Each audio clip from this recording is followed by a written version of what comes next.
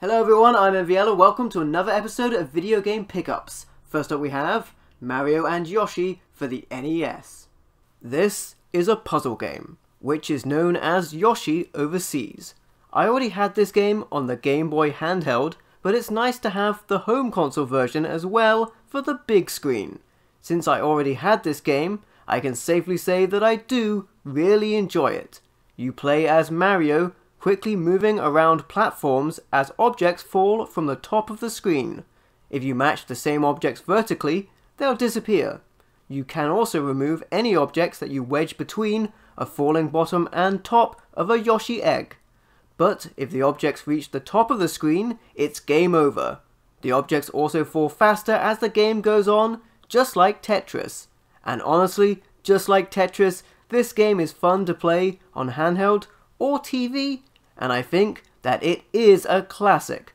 That's Mario and Yoshi on the NES. Next up we have Ninja Gaiden for the NES. This is an action platformer that is known as Shadow Warriors in the PAL region, but this is the American version of the game, and because it is an American cartridge, I'll be capturing gameplay footage from my Retro Freak instead of my PAL NES console so that it plays correctly. Ninja Gaiden is a definite classic. This game was notorious not just for its gorgeous graphics, great music, dramatic story and cinematic presentation, but also for its steep difficulty. The game has you play as Ryu Hayabusa on a mission to avenge his fallen father, and the game allows you to use ninjutsu powers and throw shurikens and strikes at all enemies and bosses that stand in your way as you leap and war jump your way through this story. This game can be hard, but I also think that it's pretty fantastic. That's Ninja Gaiden on the NES. Next up we have Batman Returns for the Master System. This is an action platformer, not to be confused with the 16-bit beat-em-up game of the same name, which appeared on systems like the Mega Drive.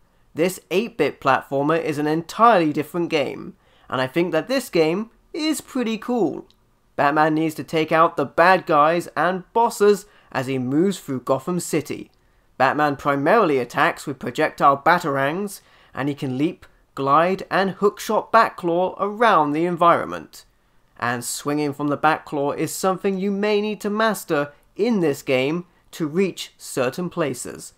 All areas are filled with enemies for the Cape Crusader to vanquish, and there's lots of hidden items scattered around as well, which can upgrade your Batarang attacks and give you extra lives to continue, which you'll probably need since one hit will take you out.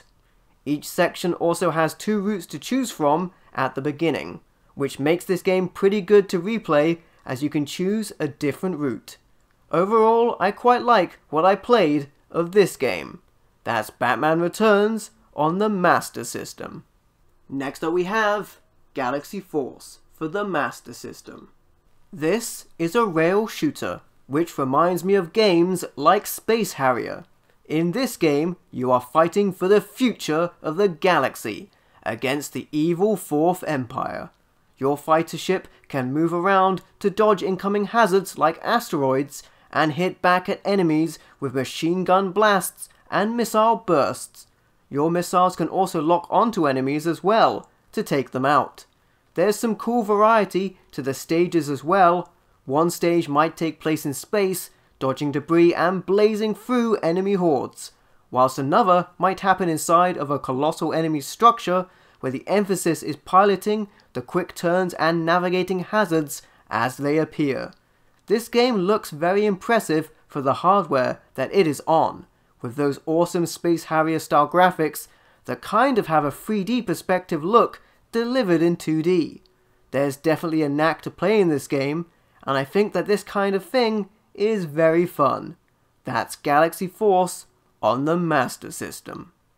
Next up we have SpiderMan for the Master System. This is a platformer, which is fully titled Spider-Man vs. the Kingpin, even though the box art shortens the title to just Spider-Man. If that wasn't confusing enough, this is another instance of same name, different game, as this game is not to be confused with the 16-bit game of the same name that appeared on systems like the Mega Drive. This 8-bit game has you taking on the role of SpiderMan, set against various villains and enemies in your path. The game starts off with you climbing into a building, then eliminating waves of bad guys until you lure out a boss to battle. Spider-Man can attack, jump around and swing from his webs. Spider-Man can also use his webs as projectiles to stun enemies as well. I found the controls to be a little rough in this game, and the action is timed as well, so you've always got to keep moving. In fact, if you stand still in some areas, you'll fall down a pit trap filled with spikes and have to work your way out, which, with the aforementioned awkward controls, was a little difficult for me. I did find this game fun when I adjusted to how it plays, and I enjoyed working my way towards the boss battles. But it would be nice if Spider-Man controlled as proficient with his web slinging in this game as Batman did with his Batclaw in his game. That's Spider-Man on the Master System. Next up we have Wave Race 64 for the Nintendo 64. This is a racing game, and Wave Race 64 is an absolute classic in my opinion. This game lets you compete in high-speed jet ski racing competitions and enjoy big air acrobatics and executing wicked tricks on the water. The dynamic water effects in this game were also incredibly impressive for the hardware at the time, and I think that the graphics and presentation in this game do look very good. This game is considered a classic for a reason, and with its easy to follow tutorial, it's great for new players to try out and for experienced players to delve deeper into. I think that this game could be good for quick pick up and play enjoyment, and if you want to master it, then the tricks and tactics can add a lot more depth to the various gameplay modes. But really, I think that this game is probably a game that should be in every N64 enthusiast's game library. That's Wave Race 64 on the Nintendo 64. Next up we have Dead or Alive for the PlayStation. This is a fighting game, and is the first entry into the expansive Dead or Alive game series, which would go on to make many successful fighting games and expand into other genres like sports and simulation. The series is also famous for, well, how should I put this? Jiggling. And it all started here. Being the first in this game series, like the first Tekken game for example, naturally the gameplay is less complex than later entries in this series would expand upon. But this game is really concise and plays really well.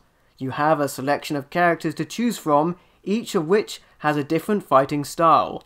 You can attack with punches, kicks, and many different combination moves. You can also grab your opponent to throw them, and if your enemy hits the outside of the play area, they'll take a blast of additional damage. You can also block, and with good timing, you can counter incoming attacks as well. This game might be easy to play, but like many fighting games, this game can be difficult to master. Regardless, I think that this game is really fun. That's Dead or Alive on the PlayStation. Next up we have Millennium Soldier Expendable for the PlayStation. This is a run and gun game, set in a post-apocalyptic future where alien forces have taken over. You play as clones of super soldiers sent into battle to face against endless opposition. You can move around the screen and strafe from side to side to avoid incoming fire and hazards as you fire back with a powerful array of explosive weapons for massive damage. There's lots of power-ups and extra items to be obtained throughout the game that can be found scattered in breakable objects to collect. I think that this game plays well, and it's very easy to pick up and play, to dive into endless ranks of enemies and shoot them down and battle powerful bosses in arcade-style action. That's Millennium Soldier Expendable on the PlayStation. Next up we have Koloomn for the PlayStation Portable. This is a puzzle game, Koloomn is known as Kollon in Japan and as Ultimate Block Party in America. It was a PSP launch title and it's a port of an arcade game. I love puzzle games and I think that this game is really cool. In this game, the play area will fill with blocks that can be rotated. Matching blocks of the same kind will disappear. And there's tons of modifiers that if caught when blocks are removed can do a bunch of different things. The modifiers range from catching more blocks in different directions and removing them to adding effects to your opponent's play area if you are playing against another character. If the play area fills to the top with blocks, you lose the game. Whilst this game is easy to pick up and play, especially thanks to its excellent explanatory tutorial, this game could be complex to master with all of the different combos that you can do. I have to say that I do really enjoy popping magical blocks in this game, and I think that this game might be quite the hidden gem. That's Koloomn on the PlayStation Portable. And finally we have Nintendo Land for the Wii U. This is a party game, comprised primarily of a collection of minigames in a virtual amusement park setting. Many of the minigames facilitate differing numbers of players, from solo to up to 5 players. Some of the games need the Wii U gamepad, whereas others can control differently with Wii remotes and nunchucks. The single player games are Balloon Trip Breeze, Captain Falco's Twister Race, Donkey Kong Crash Course, Octopus Dance, Takamaru's Ninja Castle, and Yoshi's Fruit Cart. The following games can be played solo or with up to 5 players: Metroid Blast, Pikmin Adventure, and The Legend of Zelda Battle Quest. And the following games can only be played multiplayer: Animal Crossing Sweet Day, Luigi's Ghost Mansion, and Mario Chase. You can also unlock more features to the amusement park as you play. I think that many of the different games controlling differently could take a while to get used to, and it's also a little awkward that most of the minigames can only be played solo or multiplayer and not both. But what was more awkward for me was that my Wii U gamepad just kept disconnecting while playing whatever I did, which made playing this very difficult, though what I was able to play was interesting. That's Nintendo Land on the Wii U. And there you have it. That was it for this episode of Video Game Pickups. If you liked the video, be sure to leave a like or a comment to let me know what you think. And don't forget to subscribe for more awesome content. And if you'd like to, you can also support me through Patreon or YouTube channel membership. Thank you for watching. I've been MVL, and I will catch you next time.